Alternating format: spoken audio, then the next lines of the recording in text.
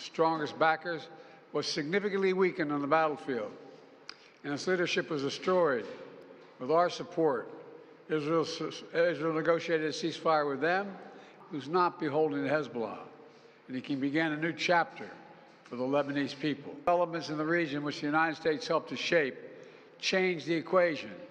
And so now, the terror network that once protected and sustained Hamas is far weaker. Iran is weaker. Iran is weaker than it's been in decades. Hezbollah is badly degraded. And after more than 15 months of war, Hamas's senior leaders are dead. Thousands of Hamas fighters are dead to releasing hostages.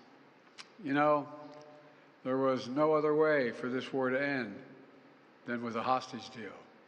And I'm deeply satisfied this day has finally come, for the sake of the people of Israel and the families waiting in agony, and for the sake of the innocent people in Gaza who suffered unimaginable devastation because of the war. The Palestinian people have gone through hell. Too many innocent people have died. Too many communities have been destroyed. In this deal, the people of Gaza can finally recover and rebuild. They can look to a future without Hamas in power. You know, the Bible says, "Blessed are the peacemakers." Many peacemakers helped make this deal happen, including an extraordinary team of American diplomats who have worked nonstop for months to get this done. Secretary Blinken led the effort.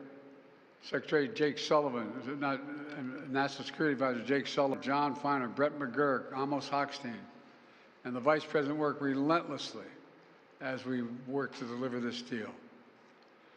I'd also note this deal was developed and negotiated under my administration, but its terms will be implemented, for the most part, by the next administration. In these past few days, we've been speaking as one team. This has been a time of real turmoil in the Middle East. Our enemies are weak, and there's genuine opportunities for a new future. In Lebanon, there's an opportunity for a future, free from the grip of Hezbollah. In Syria, a future free from the tyranny of Assad. And for the Palestinian people, a credible pathway to a state of their own. And for the region, a future of normalization, integration of Israel and all its Arab neighbors, including Saudi Arabia. At the G20 in Delhi in September 23, I rallied key countries behind a vision of an economic corridor from India across the Middle East to Europe. That vision can now become a reality. There are risks as well, including ISIS and Iran, even in a badly weakened state. But we're handing off to the next team a real opportunity for a better future for the Middle East. I hope they will take it. Let me close with this. My friend for years in the United States Senate, former Senator George Mitchell, who did so much to forge peace in Northern Ireland, once said about diplomacy, he said, "It is a 700 days of failure and 1 day of success." 700 days of failure and 1 day of success. Well, we've had many difficult days since Hamas began its terrible war. We've encountered roadblocks and setbacks. We've not given up.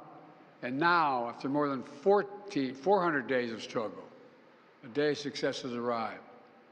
God bless all the hostages and their families. May God protect the troops of all those who work for peace. Mr. President, how do you see the future of Gaza now? As you were saying, the implementation of this deal will be in the hands of the next administration, and basically they will shape the future of Gaza. So how do you see this future? And also, how much credit do you give to the Trump team for this deal? Trump is already taking credit for it. Well, you know, this is the exact framework of the deal I proposed back in May, exact. And we got the world to endorse it.